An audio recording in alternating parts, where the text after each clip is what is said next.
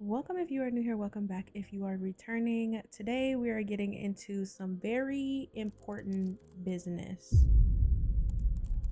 Nope, don't click out of this now. It's time to get that folder together. I know that most of us who use mods in our game dread update day. Even me with an organized mod folder, I can't stand updating and having to update all my mods. But I will say the one thing that makes it easier is being super organized, and some of these tools I'm going to share with you today. We'll be covering organizing your mods folder, finding and updating broken mods, finding broken CC, and all of the tools that I use to do this. Now, mind you, this is how I do it. There are plenty of other tutorials out there, but this is how I do it. I did a tutorial a few years back, but I figured it's time now that I've changed a few of my methods. I've got a few new tools that make things a little bit easier. It's time for an updated version of how I do this. And of course, time to help you guys out too. Now, before we start this video, I do want to preface this and let you guys know that this is not a mods support video. I cannot help you fix your broken folder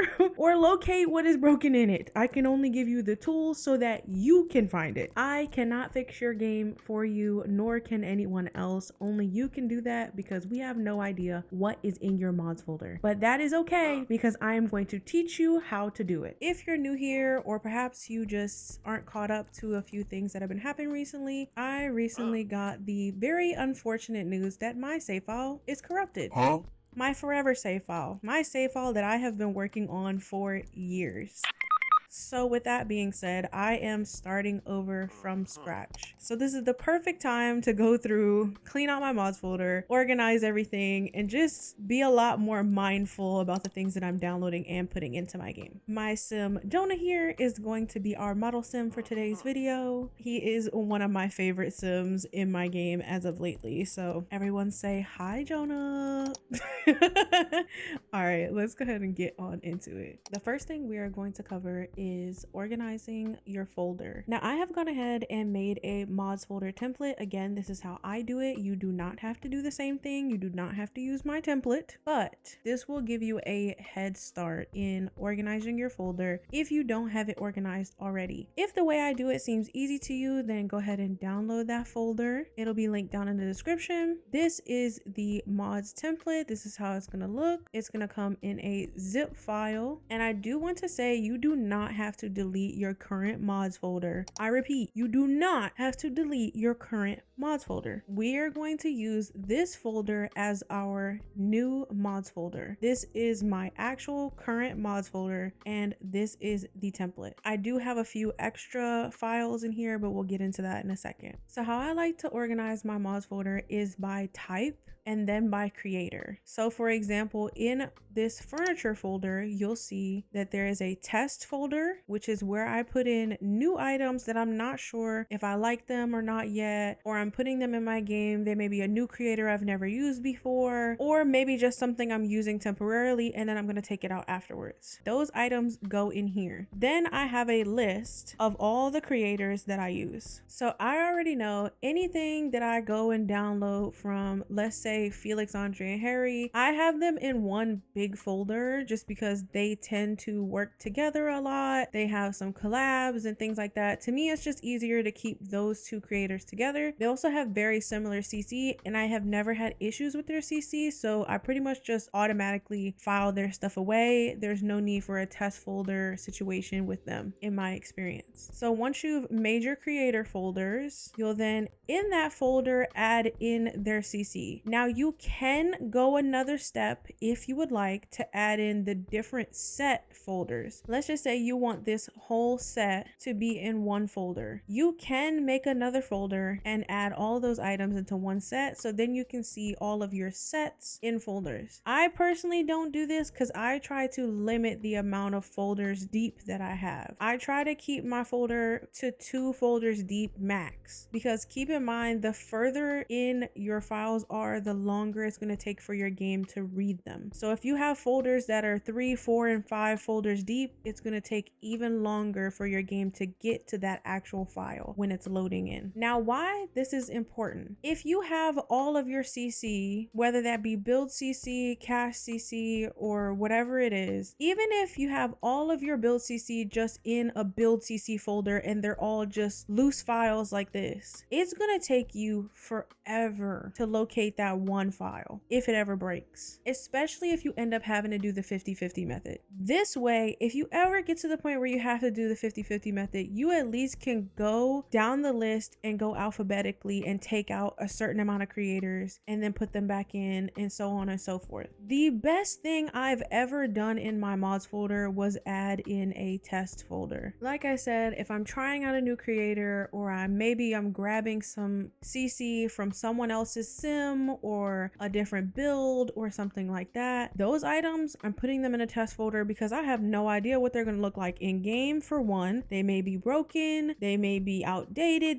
whatever it is, I might just not like it. I know that if I go CC shopping and I put that stuff in that test folder and I see anything wrong with my game, the first thing I'm doing is going back and snatching out that test folder. It's a very easy fix rather than having to sort away CC into each folder and then open my game and find out that something I just put in my game now broke it. And now I have to go back through all those different folders and find that piece of CC. Whereas now it's in one place. If you know you went closed CC shopping, you're going into your closed folder, you're popping into that test folder, and you're pulling those items out if something goes wrong. Same for build buy or anything else. I put a test folder in every single category: accessories, clothing, furniture, shoes, hair. The only thing I don't do a test folder for is script mods, because script mods can only be one folder deep. If I'm testing out a new mod, script mod or not, I usually will leave it here in the bottom of my mods folder, not sorted away. Again, for my ease of access, that if I don't like it, I don't find it necessary, or it's outdated, I can snatch it right back out really easily. Speaking of script mods, I use a gameplay mods folder. This is how mine looks. Not everything in here is a script file, but anything that modifies the gameplay of my game, I typically put in here. Anything that might need to be updated for any reason goes in this folder, with the exception of a few bigger mods. I know some people don't like to do it like this. They find it to be cluttered. They don't like this many mods in one space. Again, this is how I do it. I know what's in my mods folder. I also don't use a lot of script mods, in my opinion. I guess a lot is relative.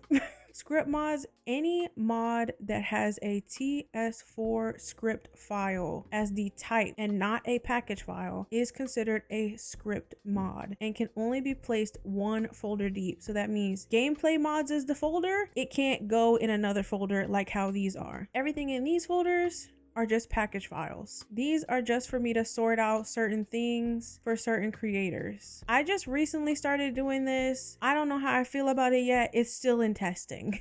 As far as my bigger mods, MC Command Center, Better Build Buy, Tool, Basemental, my Sim Control Hub, those mods need to be updated very frequently and have a lot of modules to them, so I like to keep them in their own place. Now that I think about it, I probably should do that with my RPO mod as well, so I might make a change to that. But again, this is a learning process of what works better for you in your organizing methods. As far as my food mods, I like to keep them all in one place. I have the actual cookbooks here, and then I have the recipes and accessories that come with these different mods in their own folders so that they're organized. It's the same kind of copy and paste thing across every single folder. I do the same thing with hair, clothing, and so on. One big tip I will say has been very helpful is to create a CAS genetics folder. You don't have to call it that. You don't have to use any of the names in the template. You can change them to whatever you want. I use a CAS quote unquote genetics folder to sort out anything that modifies the genetics of a sim. Your skin overlays, eyebrows, eyes, facial and body hair, sliders, presets, all those things I keep in this one folder. It is very important to keep these types of things separate, especially your CAS overrides and defaults. defaults. I have this organized the same way in the template. So all of that's done already. Of course, you can add more folders if you want. You can delete some, you can combine them, however you like to organize it. This is just here to help you out. I have recently made this change where I keep all of my CAS and UI mods in one folder. So anything that could possibly break my UI in my game, it's in this folder, other than those big mods we already talked about. So anything that directly modifies the UI in game, like UI cheats, the color slider mod, more CAS columns, and so on. I put all of those in here along with my map replacements. Now this folder is separate from my overrides. I like to keep all of my overrides in one folder because, of course, if you are using overrides in your game, you can only have one override per object type in the game, or they will not work. They will conflict. I keep my animation overrides in here, apartment overrides that change the way the inside of the apartment hallways look, my billboard overrides, cars, and so on and so forth, just to keep everything kind of tidy and in one place. And to make it a little bit easier to locate if I want to change out an override, especially something like TV overrides. I like to switch my TV overrides back and forth between different things. If you're doing this with a fresh mods folder, you can just go ahead and use this template as is and start adding in your creator names and filing in the CC like that. If you are using your current mods folder, I suggest taking everything in your current mod folder and creating a transfer folder. So you'll take everything that's in your current mods folder and put it into the transfer folder. This is going to be your working folder. You then can open that mods folder template and copy and paste the mods folder template into your actual mods folder, which is located in your electronic arts folder. This path might not be the same for everyone, but mine is in documents, electronic arts, Sims 4, and then mods. You then can close your template out and use your transfer folder. You then can start working on organizing things into your actual mods folder. So you'll go through each one of these folders, however you decide to name or rename, add or delete the different folders, however it looks for you. Go in, start adding in your creator names, and start filing that CC over. Like if you just have all of your CC in one folder, you will have to go through and pick out each item for each creator in each category. It's going to be tedious, but it will be worth it. So an example of how this will look will be you'll come in here, you can just copy this folder and paste it as many times as you need. We'll change the creator. We'll start with Ahoob. I put in the creator name, you open that folder and you start locating their clothing CC or whatever folder you're working in and moving those items over into your mods folder. This is a great time to decide whether you want to keep certain items or not. Let's say you don't want to use a certain creator anymore at all. This would be your time to go ahead and delete those files instead of moving them over into your mods folder. I hope that this makes sense. I'm doing the best I can, y'all. I am not a teacher, but I'm doing the best I can to break it down and explain it in a way that I hope makes sense for you guys. Again, this whole process is just to make things easier for you to locate the things in your folder, especially broken mods in CC, which brings us to the next topic. I started using this amazing app called Clean Launcher by Midnight Tech. Unfortunately, it is only for Windows users, so Mac users, I am so sorry. You will not be able to use this. This is a free program. You will pop over to Midnight Tech's Patreon and you just join as a free member, download and install like you would any other program. Once you have it installed, it will pop up like this. This is such a powerful tool. You can use it to scan your mods folder. This is the main way that I use it, and it will give you a whole list of all the issues detected in your game. That includes mods that are in folders too deep, empty folders. If you have things in your mods folder like maybe a photo or some other file type that is anything other than a mod, it will detect that. If you have duplicates in your folder, it's going to tell you anything that's in your folder that there has something wrong with it. Now currently I have some clutter and I should delete my local thumb cache. Now if I had duplicate mods, there would be a list here. I'm going to create duplicates. All right, I created some duplicates in my folder just for the sake of this video. So now I'm going to click review and fix, view and delete duplicates. And this is my whole list of duplicates I now have in my folder. The best part about this is you get to see it, you see where it's located, and you can check all of the duplicates. Let's say it selects the second file based on location. You can also invert it if you wanted to select the first file based on location, or you can go in by hand and check each one yourself. For me, all of these second ones are duplicates. You want to double check and make sure everything is accurate, and then we're going to hit delete selected. It's going to pop up and say, are you sure you want to delete however many files? Yes. Now all those files have been deleted. We can exit out of this window, and now let's fix our next thing. Time to delete my thumb cache and delete clutter. Let's see what I have. I have some empty folders in my game. So we are going to delete those empty folders, and now we're going to rescan our folder.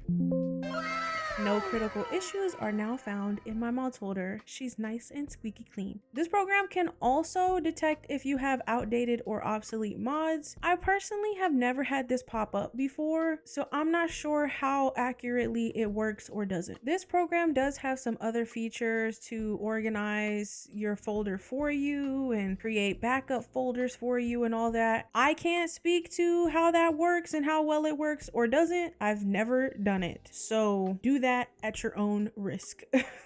The next tool we are going to talk about to help you locate what mods in your game might be broken and need to be updated, and to be able to update them really quickly. This is the Scarlet Realm mod list. This site gives you a list of a ton of mods, and honestly, anyone that I have ever used is on this list. I don't think I've ever run into a mod that hasn't been on this list that I use. This list is going to tell you the status of a mod, the last known update, the different category it's in, any notes about it, of course the creator name and the mod name. And because there are tons and tons of mods for this game, thankfully, and as we know, there are tons and tons and tons of mods for this game, but thankfully there is a search bar. You can search for whatever mods are in your game and take a quick look. We're using Sim Financial as a reference. Via Deep Indigo, status updated. It was updated on August 16th. So we know if your last update of this mod is prior to August 16th, it's time to update that mod. So the quick and easy way, you can click this button. It'll take you right to the link. You'll download the latest version and pop it right into your mods folder and delete the older version. You'll rinse and repeat with all the mods in your game until you've made it through all of them.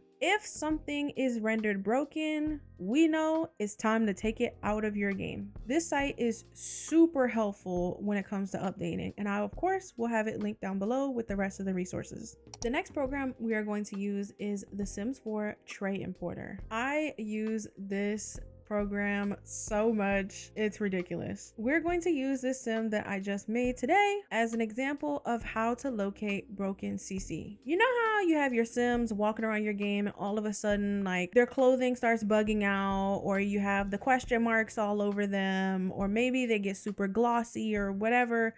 Something's wrong with a piece of CC that they are wearing. So an easy way to find that specific item is to take that sim, save it to your library in game, open Sims 4 Tray Importer, and then select that sim. You can then come over here to the CC tab, and this will give you a full list of all the CC that is on that sim. Now, if you're not sure what the name of the item that they have on that's broken, I would remove all their CC except for those broken items and then populate this list. You then can hover over all of those items, show containing folder, and I'm not gonna lie, this is a little scary when it happens because it's gonna open a bunch of windows wherever those items are. I'm gonna show you what happens with just a few of those items. So let's go with these few. Now it's opening directly to that item in that folder. Let's say that this is my broken item. It's already highlighted. I can just click delete and close that folder.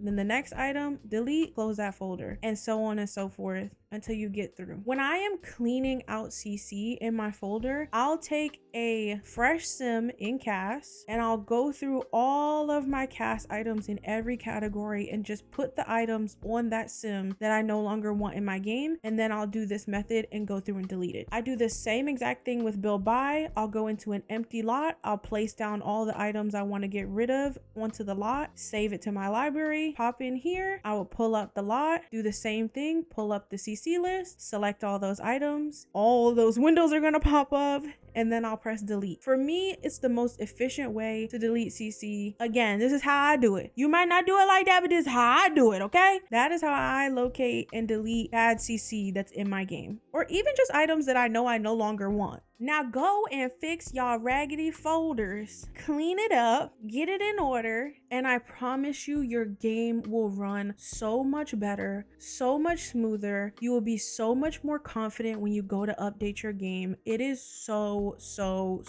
worth it. All right, hopefully this video was helpful to someone. If nothing else, just a reminder that it is time to clean up your mods folder. Once I got my mods folder organized, I noticed a significant difference in the time it takes me to update my mods, the smoothness that my game runs. So comment down below if you found anything helpful in this video, and if you found this video useful at all. Don't forget to hype this video up. Hyping the video does help out a lot, and I appreciate you guys, and I will see you in the next video. Bye.